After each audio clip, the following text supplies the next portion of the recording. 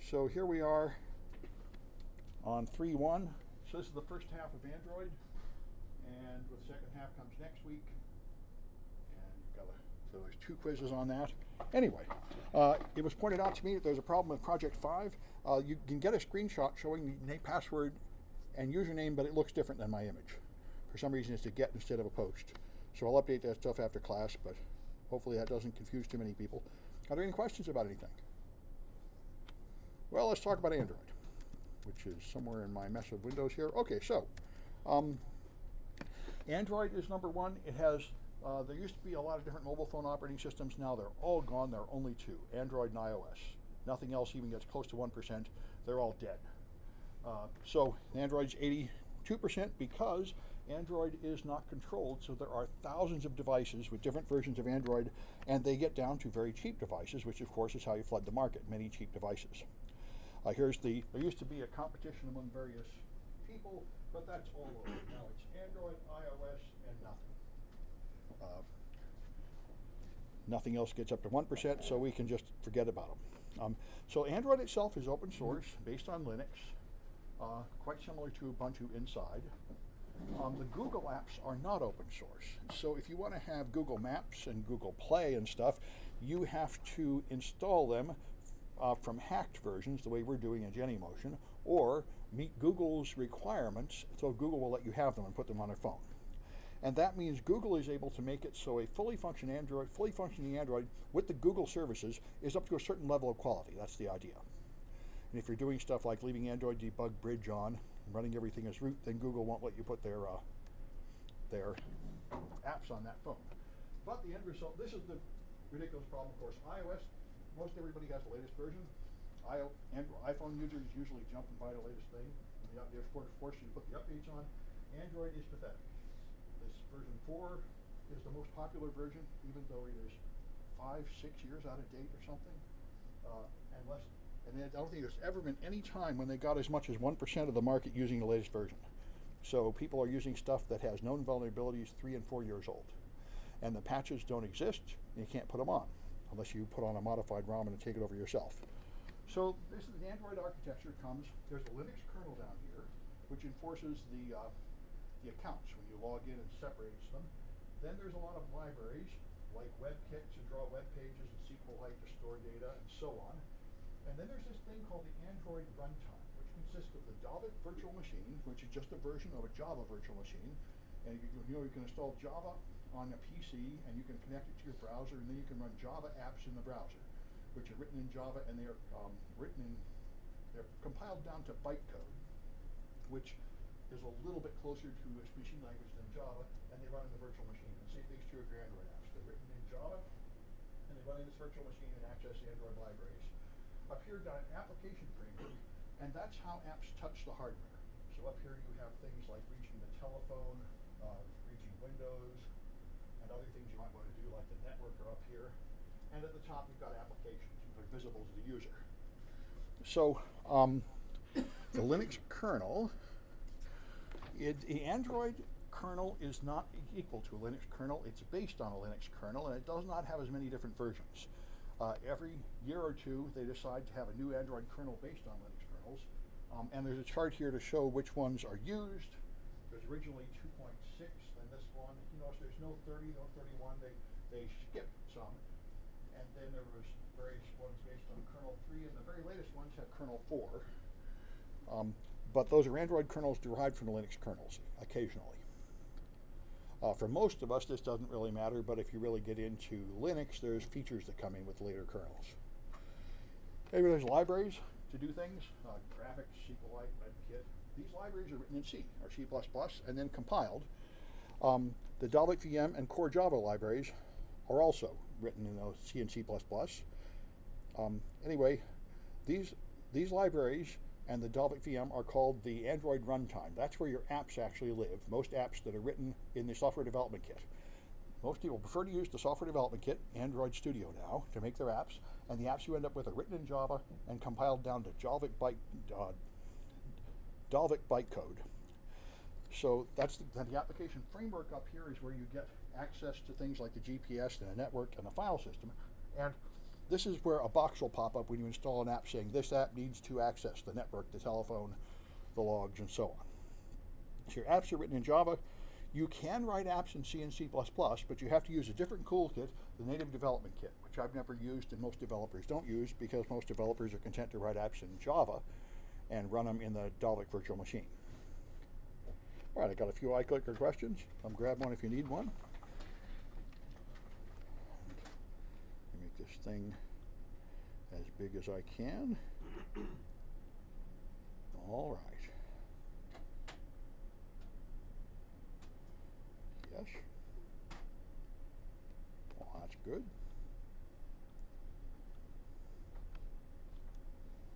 All right. So which component has the Dalvik virtual machine?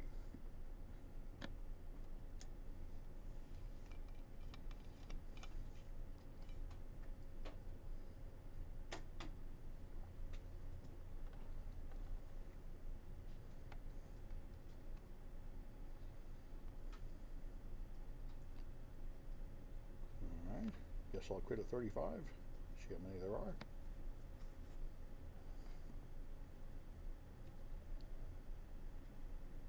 All right, that's the Android runtime, the environment for apps written in Google Android Studio. All right, which component manages processes and memory?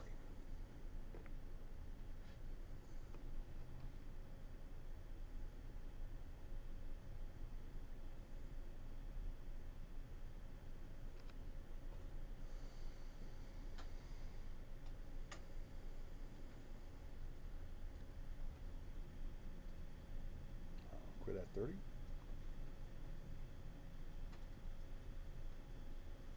All right, that's the kernel. Good, all right. Where is SQLite?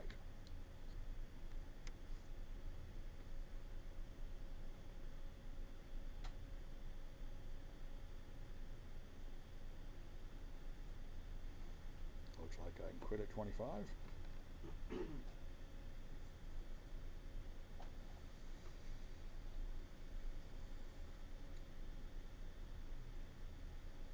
All right, and those are libraries, of course.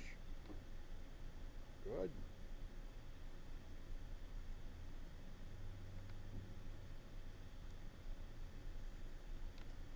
All right, what language are apps made with if you use the Android SDK?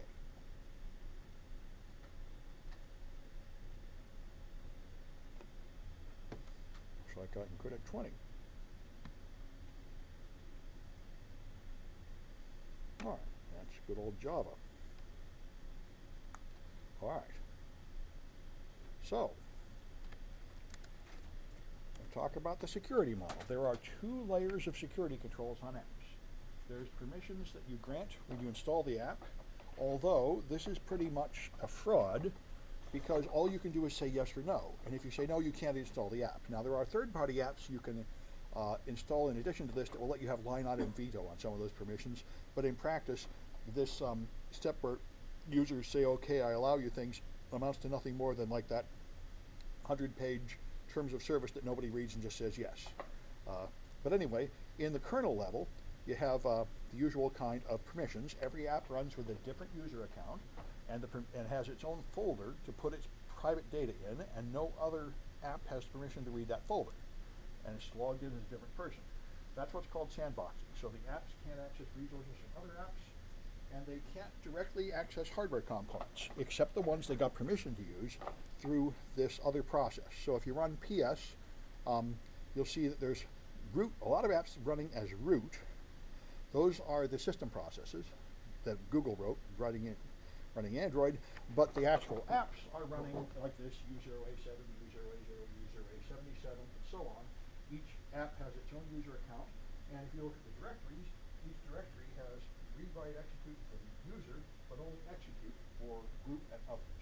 So each app has sole usage of the contents of its private folders, and that's where you're supposed to put things that only one app can see. So if somebody manages to compromise an app because it has a vulnerability, or somebody manages to trick you into installing a malicious app, it should still be sandboxed and not able to steal data from other apps. unless you find a kernel exploit, and you can elevate to root, and then of course you can do anything. Here's the application framework. When you install the Bank of America, it tells you I have to have access to the camera and the phone and all this stuff, and you have to accept it or you can't use the app. But anyway, in some legal sense, you approve this, although in practice, I don't know what else you're supposed to do. Yeah? I found it, it's part you can download it, right? After you download it, you can turn on, you can go back to settings and have to turn it off. In the settings? Yeah, in settings, you can be able to. Oh, I didn't know that. Even in settings? In settings, yes. Well, the only thing I knew was you had to install the third-party apps. So you can go turn some of these off. That's interesting. Yeah, but like for example, Google, if you turn off the alert location, you have to turn it on. Well, you can turn off the location service, and then apps that have access to it won't get anything. But you can't go into an app and deny it access to the location service, can you? You Yes. can't, well, You can? Can I do it on this phone here? Let me see this. when you start using it, you have to. Let's go here. So if I have an app, That might be too old of a version. like Al Jazeera English, I think it's, here's permissions. I think it's version 7. Right. At least. That I can, okay, so version 7 gives you the ability to line out and veto them. So I'm able to adjust this junk down here? Yeah. Okay, here I'm only allowed to learn about it. Okay, fair enough, thank you. There are also third-party apps you can install if you've rooted your phone. They give you the right to line out and veto them. Good, anyway, those things are permissions. There are many, many permissions, hundreds of them, with these strings defining them, and you can go look them up online and find out what they all are and decide which ones to assign your app.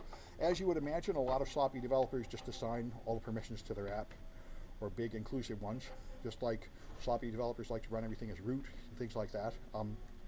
Anyway, so there's normal apps, normal low-risk permissions, and then there's dangerous ones that will require explicit permission from users and install time.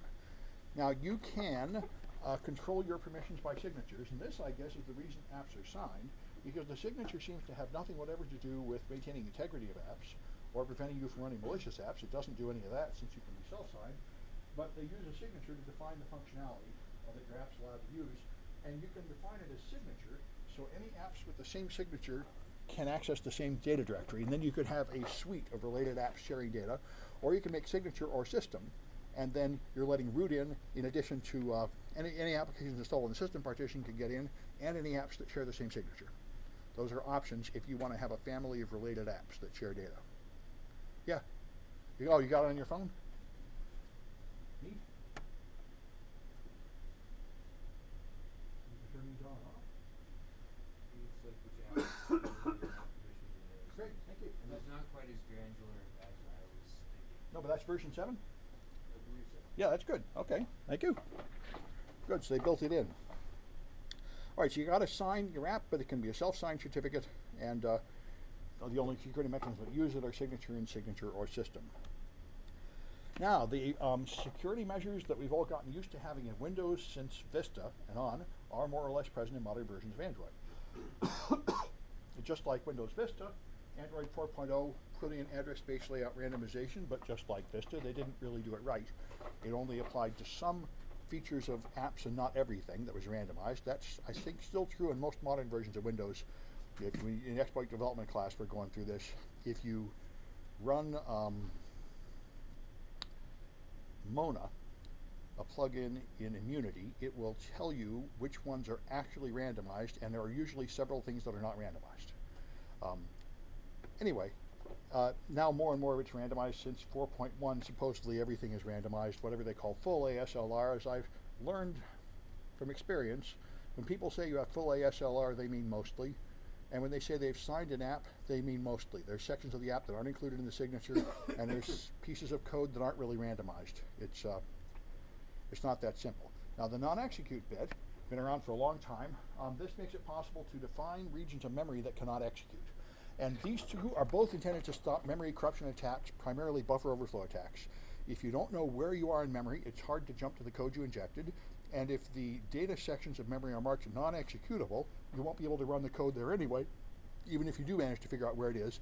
The two of those together make it much more difficult to exploit memory corruption attacks, and there are ways around them, but they raise the bar quite a bit. So they're both present in any modern version of Android. And a few more eye clickers. All right, we're only 624, okay. All right. So, which defense has been present since 2.3?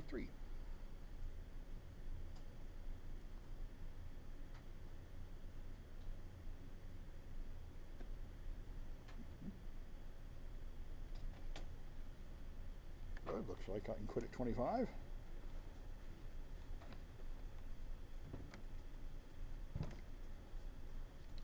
All right, and that's the non-executable bit. All over the place. Let me flip back and make sure I'm not lying to you. Yeah, that's been around for a long time, the NX bit. All right. Which security measure is enforced by the user ID?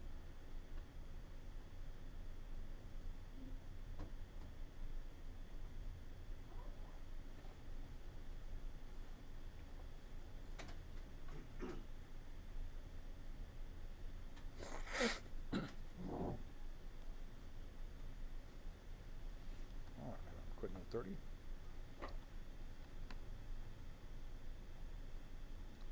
All right, that's the kernel permissions. The kernel keeps one user account separate from the other user accounts. It's a fundamental part of Linux. All right, what are the permissions displayed to the user when you install the app?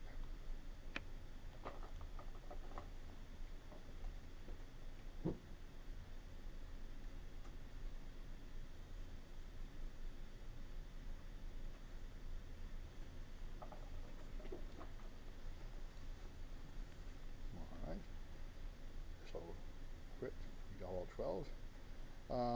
Those are the application framework permissions. Good, popular answer. All right, which one is called sandboxing?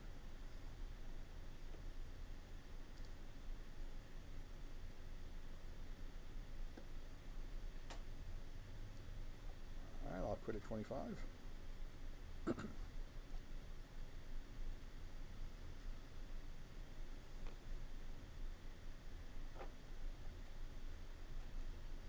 All right, and those are again the kernel permissions. That's what they mean by sandboxing. Each app has its own little area of storage to play with. All right, so there are components to apps. There are 4 basic components to every app: activities, content providers, broadcast receivers, and services. And there are various ways to enter into the app, and each one of those, of course, increases the attack surface. The more ways you can feed data in or request service from the app, the more possibilities of having some kind of mistake. Intents are what's used for one process to communicate with another on Android. So they send these messages, which I think of as like interrupts, although I don't think they're implemented by processor interrupts, but it's an intent that goes a message from one app to another, sort of like a network packet, but it's all happening inside the phone. And so activities are screens you can see. Every screen of the interface that presents you with something and you can now click on things, that's an activity, and in order to make it more convenient for developers, they're encouraged to reuse activities over and over. That means, of course, the more activities you have, the more attack surface, the more opportunities there are for user to put in input. Content providers are things that can store data for you. So your app might want to save something like a password and send an intent to a content provider, which will then store it somewhere, and the app doesn't even know where it's stored or how it was stored. That's not included necessarily. Typically it's a SQLite database, but it could be a flat file. And if the content provider is doing something stupid with it, the app won't know that. It could be doing something stupid like sticking it on the SD card or not encrypting it when it should be encrypted, and the app may well not know that. A broadcast receiver is one you export for this purpose, and now it can receive intents from anywhere. And it can receive broadcast intents that are supposed to reach every app on the phone. Broadcast intents might be hostile. Indeed, any intent can be hostile, so any data that comes in from an intent should be scrubbed before you use it, because it might contain special characters and attempt to do things like a SQL injection or some other kind of attack. Services do the same thing that they do in Windows or in the Mac. There are services in the background running, and these services will start when an intent starts them. So again, the services should realize that intents can be malicious. An intent is just a message that can contain some data, and people can try to put in special characters or make it too long or otherwise send attacks. So you got to store data someplace. You have flash memory, which is the main place you should be storing things. That's where you have a separate folder for each app, and the other apps are not allowed in there. But you can also store it on the SD card if one exists, or you can have emulated SD card, which has the same security properties, and the SD card is available to every app. So it's an unwise place to put anything that shouldn't be public. You can create any kind of file, but the API typically comes supporting SQLite databases and XML files, and that's typically what you will see if you look at the files stored locally.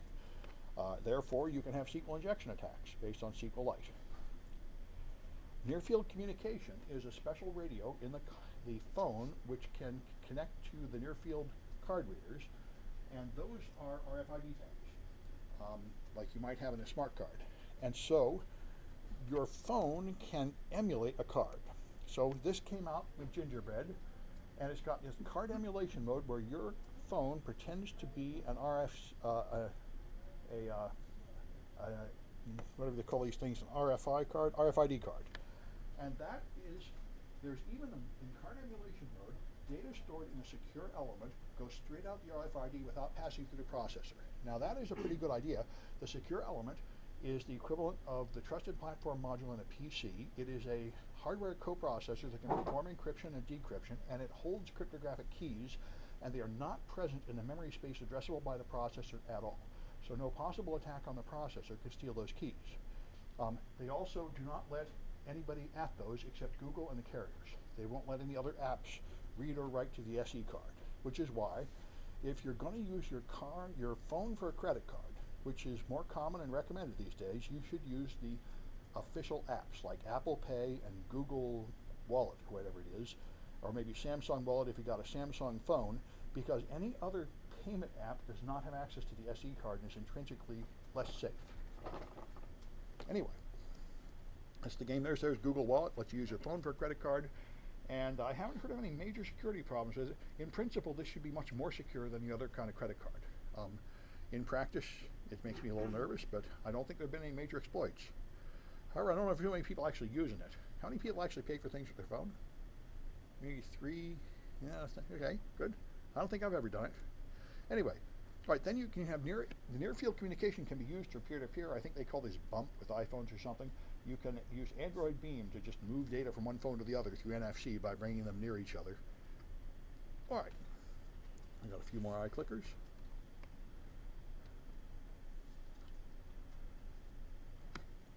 All right, if you want to ask another app to do something, what will you send?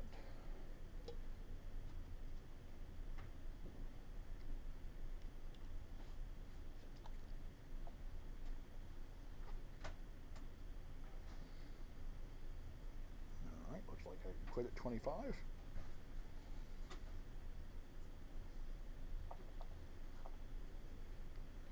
All right, that's intense.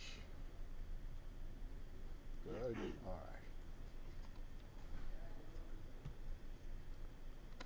All right, which component adds records to a database?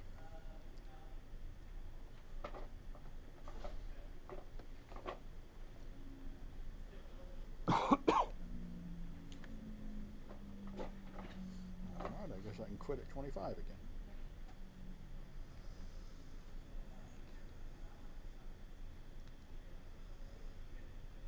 All right, and those are the content providers. Good, all right. All right, which component is a screen of user interface?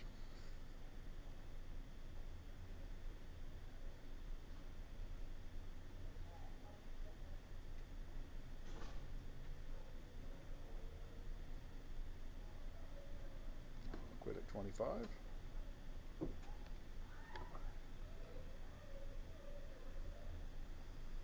All right, and those are activities? Good, all right.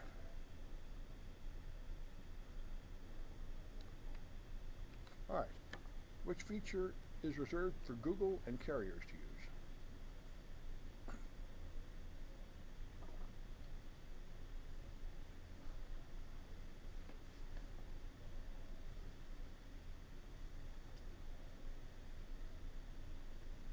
I'll wait till 30.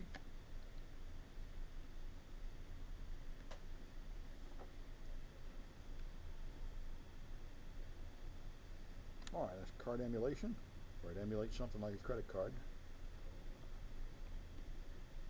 data comes from a secure element. All right, if an app stores data in its sandbox, what part of the phone is that data stored on?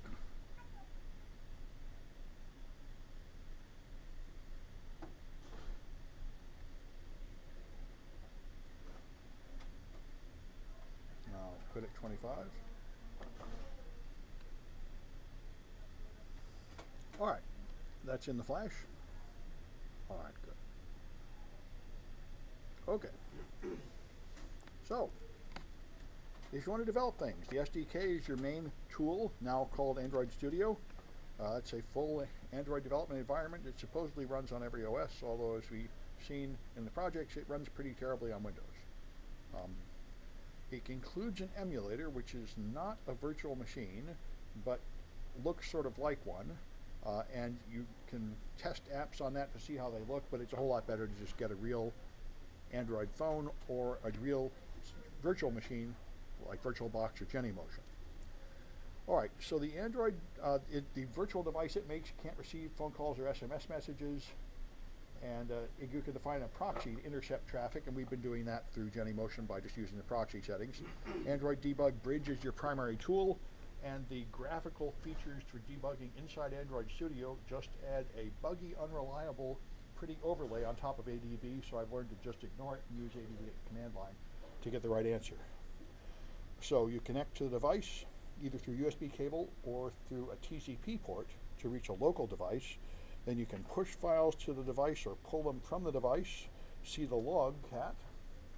By the way, I learned earlier today how to get timestamps on logcat. It's logcat, there's a switch in the command line to put a timestamp on each item. And you can install things, and you can open a shell. It just gives you a shell on your device. If your device is not rooted, you'll get a non-root shell. If your device is rooted, you'll get a root shell, what you were getting on Genymotion. So, a few more eye clickers.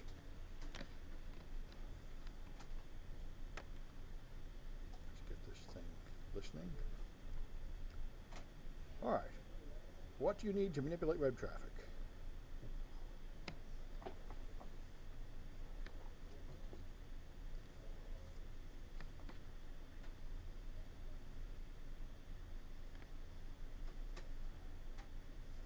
All right, I'll quit at 25.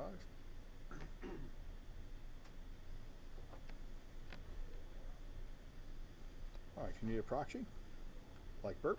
Good.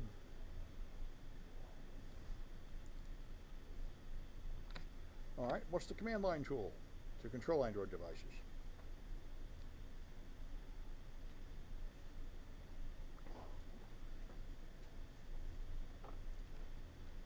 All right, I'll quit at 20.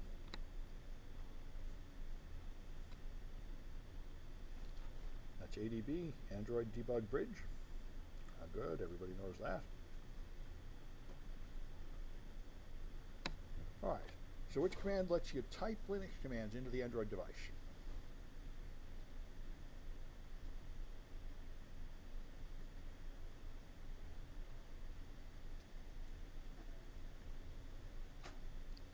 I'll quit at 25.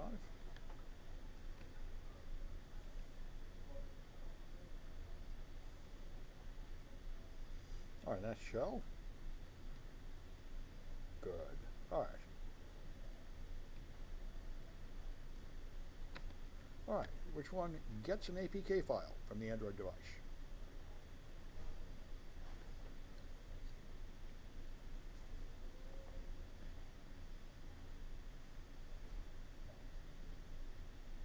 I'll quit at 25.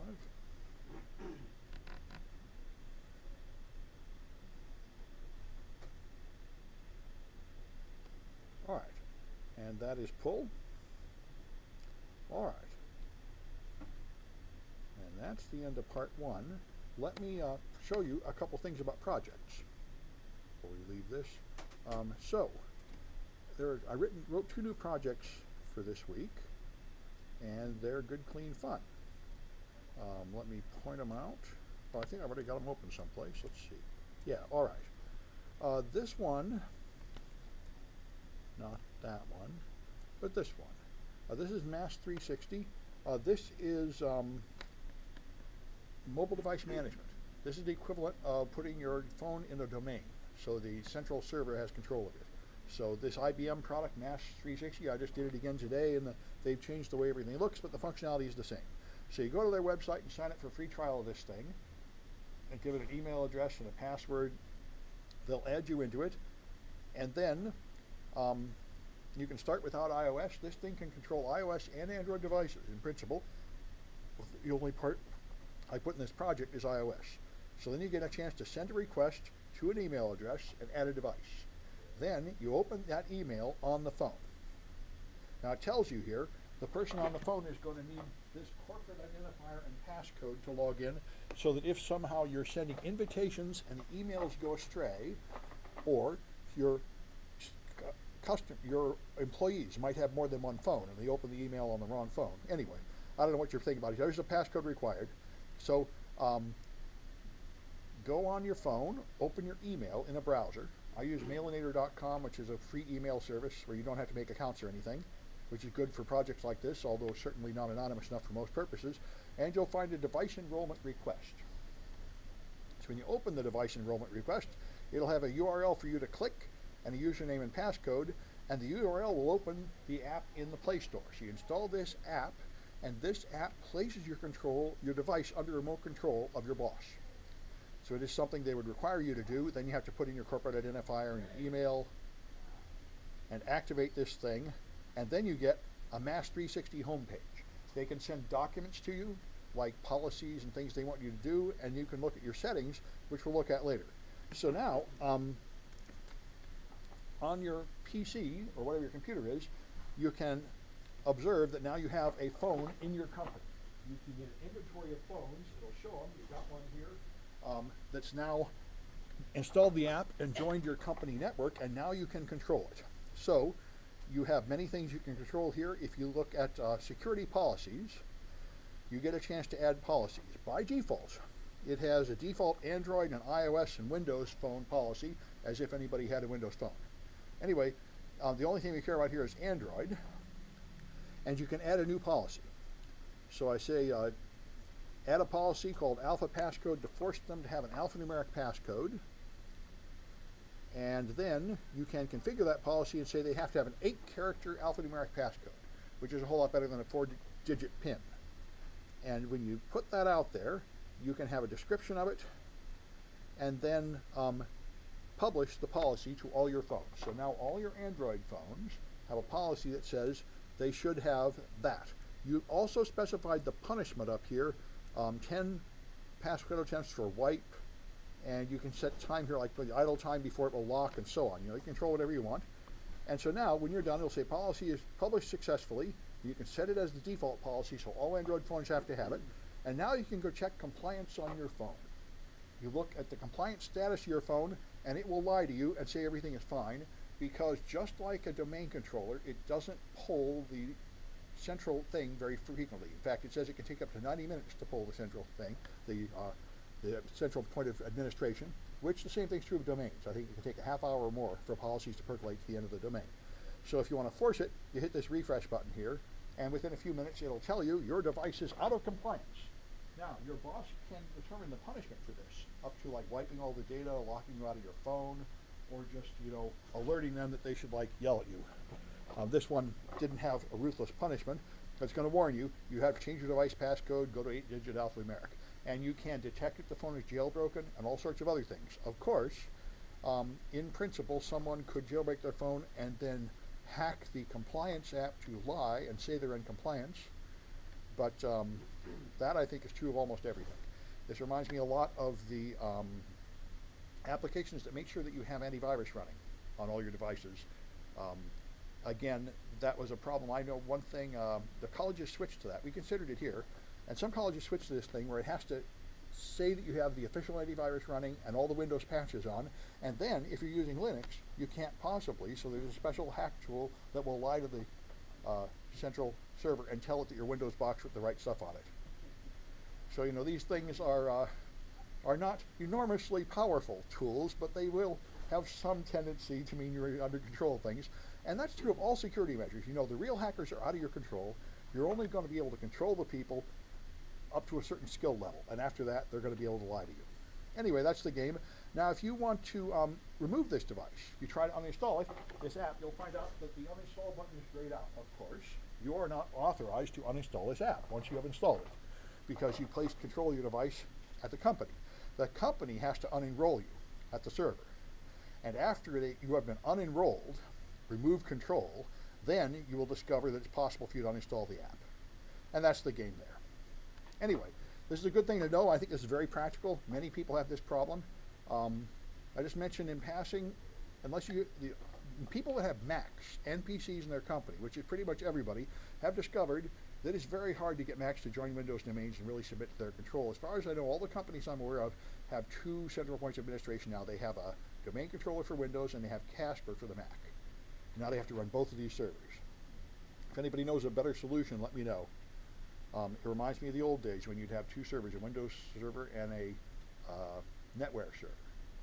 Anyway, the other thing I thought was good was Keylogger. I spent the last day and a half doing this. So I told Citibank in 2015 that their app was vulnerable to modification, and they didn't care, like most of these guys, and didn't do anything about it. So I tried to do it again, and what I found was the original Citibank app will no longer install on my old device, but the Chinese version will. So I installed that and tried to hack it, and I couldn't hack it. So it motivated me to try some more advanced techniques, and that's why I wanted to put this in here. It's extra credit, but it certainly shows you a couple more techniques if you really want to Trojan apps. I spent a whole day trying to query and find where the password was stored on this thing. So you got a Citibank app, and it has a login screen, and you can unpack the APK file like always, and you can, now even you view the Smalley file, you'll see just the usual kind of Smalley code. Now the beginning of every file of Smalley, this one here is a.1.smalley, because they're using ProGuard. So a lot of the names of files have been turned into just letters. Not enough of them at all, but still that's what ProGuard does. So the A.1 has some variables defined up top, and then it has a method called a constructor. The constructor is very handy for Trojaning because every time you call any file, the first thing it has to do is run the constructor.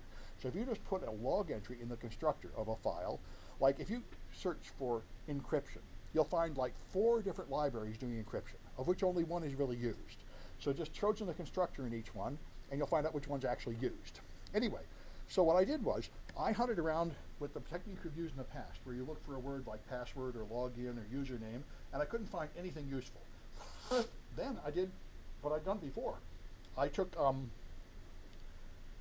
burp, put it in the middle, installed the burp certificate, so it did not have an HTTPS error, and then watched the request go through and tried to find the login request and look for those parameters, and none of them, I couldn't find any of them by name either.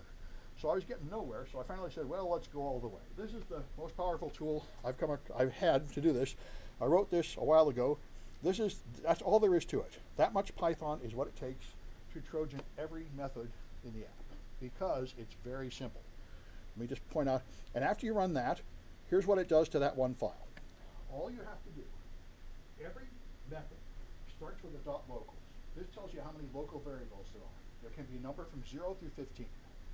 If there's even 1 or anything higher here, then you can put this Trojan in, because you can use the v0 variable before it's used again, and it will not break the app.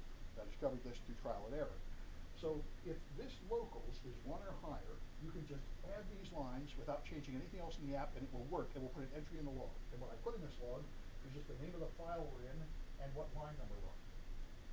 And if it's a locals 0, you change it to locals 1. That's all that Python code does. You can do it in a text editor with search and replace, except you have to do it for many files. So all this does is it finds any place there is locals 0 and changes it to locals 1.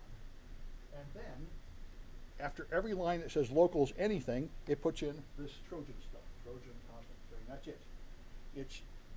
But the result is now when you run the app, it will just go screaming across. I think I still have the Citibank app in here. Let me see if I can show you this. Library, Android, SDK, platform tools. All right, so there's the Android log. Okay, and I just found out how to do this on iOS too, so we'll have those projects coming up, but not here yet. So now, yeah, if I go here, let's see if I still have Citibank. Whoops, that's not how you do it. Do it this way. Come on. Citibank, good. Okay, here's Chinese Citibank. Now this thing is kind of slow to run now, but it puts a log entry for every single method that goes by. Now, what I did here is I then leave this running, and I notice this. If I press a letter, some log entries go by.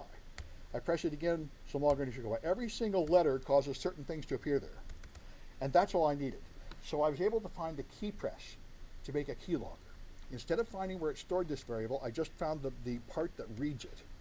And what happens after you Trojan everything is every single key press produces these 3 log entries. Smalley org Apache Cordova engine system WebView Smalley, Cordova WebView engine client Smalley, and Cordova WebView imp1 Smalley. There's only 3 places I have to hunt now to see which one of them I can figure out how to Trojan. So that was very productive. What I've been trying to do for about half a day was to press login and record the network traffic and hit the log and record the time and try to find which methods were called near the time when the actual transmission went out over the network, and that was driving me nuts. They're doing something not obvious. But this one turned out to do it because there's a thing called onDispatch key event. And then it has something called get key code. So when you press the key, that creates a key event, and this gets the key code, and I've been here before. In 2015, there is a Android key code, which is like an ASCII code, but it is actually geometrical on the keyboard, telling you which key you pressed. But the point is, it maps one by one to letters. So the only thing that's irritating is the only thing I know how to put in the log is a string. As far as I know, that's the only thing you can put in a log. So if you have any other kind of data, you have to convert it into a string, and there's quite a few pieces of data I don't know how to convert it to a string in Smalley. But I managed to figure this one out. A key code can be, so V2 has a key code. That's how you read this thing. This is, by the way, a common Smalley thing. You invoke an app, this is the input data for parameter 1, and this will take the key event and turn it into a key code, which is an integer. It will not put it anywhere. It will just do the process. You then have to move the result into something. So V2 will now contain the key code version of P1, which apparently was the key event, the data structure of some kind. Then you have to invoke this to take integer and turn it into the value of the integer. I don't understand why you have to do that, but you do. Apparently it is some more complicated structure called an integer, which is something like a pointer to an integer or something. Then you have to get the value of it. Then you have to take the value and turn it into a string. And now you can record. And if you make any typos anywhere here, it will just kill the app. It will just crash. So that's why if you want to start figuring out how to do this to apps, the number one most important rule is to move in very small steps. Add just a couple of lines and recompile and run, because you will very often break the app and have to take out whatever change you just made. But anyway, managed to get this working. So now that's what I got here. And if I just run the log and filter for the Trojan, grep Trojan, then let me put some blank lines in here. Now if I go here and I type in stuff like A, B, C, D, you see how it works.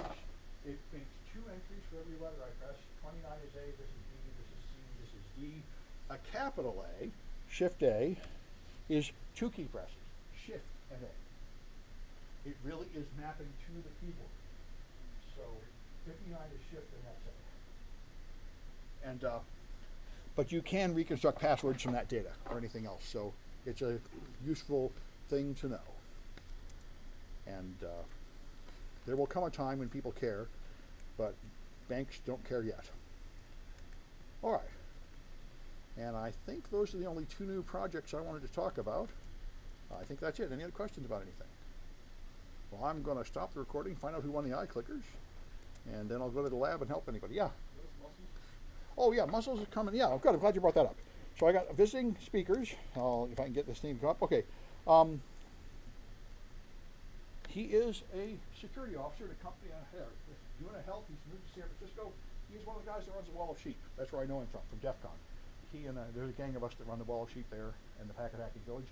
And he'll be giving a talk here explaining how he protects security at NUTA Health. So he'll be here on Tuesday. It's worth extra credit if you want to come. All right. go and get rid of this. This is 128, chapter 4A, I think.